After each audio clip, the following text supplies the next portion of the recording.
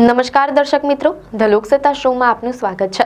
રાજકારણ અને રમતગમતની દુનિયામાંથી એક ખૂબ જ રસપ્રદ સમાચાર સામે આવ્યા છે। અમેરિકન પ્રમુખ ડોનાલ્ડ ટ્રમ્પની લાંબા સમયથી ચાલી આવતી નોબેલ શાંતિ પુરસ્કાર મેળવવાની ઈચ્છા આખરે એક જુદા સ્વરૂપે પૂરી થઈ છે।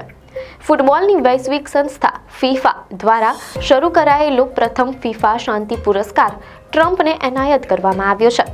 આ પુરસ્કાર જે રમતગમત સિવાય વૈશ્વિક શાંતિમાં યોગદાન આપવા બદલ આપવામાં આવે છે, તેના સૌપ્રથમ વિજેતા બનીને ટ્રમ્પે ઇતિહાસ સર્જ્યો છે।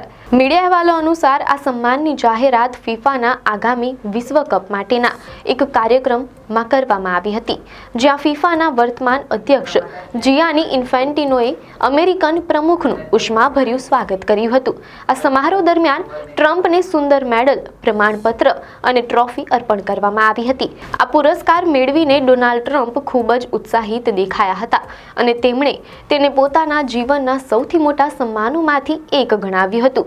આ ઘટનાએ વૈશ્વિક રાજકારણ અને રમતગમતના આંતરપ્રવાહમાં એક નવી ચર્ચા જગાવી છે। ડોનાલ્ડ ટ્રમ્પનું નોબેલ શાંતિ પુરસ્કાર પ્રત્યેનું આકર્ષણ જગજાહેર છે અને રાજકીય વિશ્લેષકોનું માનવું છે કે ફીફાના આ નવા પુરસ્કારની શરૂઆત કદાચ ટ્રમ્પને ધ્યાનમાં રાખીને જ કરવામાં આવી હોય। મીડિયા અહેવાલો અનુસાર આ માન્યતાનું મુખ્ય કારણ ફીફાના અધ્યક્ષ જિયાની ઇન્ફેન્ટિનો અને ટ્રમ્પ વચ્ચેના ગાઢ સંબંધો છે। જિયાની ઇન્ફેન્ટિનોને ટ્રમ્પના નજીકના માનવામાં આવે છે। ભૂતકાળમાં જિયાનીએ જાહેરમાં નિવેદન આપ્યું હતું કે ગાઝા સંઘર્ષમાં યુદ્ધ વિરામ કરાવવા બદલ ડોનાલ્ડ ટ્રમ્પને નોબેલ શાંતિ પુરસ્કાર મળવો જ જોઈએ, તેમ અહેવાલોમાં જાણવા મળેલ છે। આ પૃષ્ઠભૂમિમાં ફીફા દ્વારા વૈશ્વિક શાંતિમાં યોગદાન માટે આ નવો પુરસ્કાર શરૂ કરવો અને તેના સૌપ્રથમ વિજેતા તરીકે ટ્રમ્પની પસંદગી કરવી ઘણું સૂચવે છે। મીડિયા અહેવાલો અનુસાર જિયાની ઇન્ફેન્ટિનોએ જ્યારે અમેરિકન પ્રમુખને આ પુરસ્કાર આપવાની જાહેરાત કરી ત્યારે તેમને સંબોધતા કહ્યું, "આ તમારા માટે એક સુંદર મેડલ છે।" આ સન્માન દર્શાવે છે કે ફીફા રમતગમતની દુનિયાની બહાર પણ શાંતિ અને એકતા વધારવાના રાજકીય પ્રયાસોને માન્યતા આપી રહ્યું છે। ફીફા દ્વારા ડોનાલ્ડ ટ્રમ્પને માત્ર ટ્રોફી જ નહીં પરંતુ સંપૂર્ણ સન્માન આપવામાં આવ્યું હતું, જે 3 મુખ્ય વસ્તુઓનું બનેલું હતું। પહેલું, સુંદર મેડલ।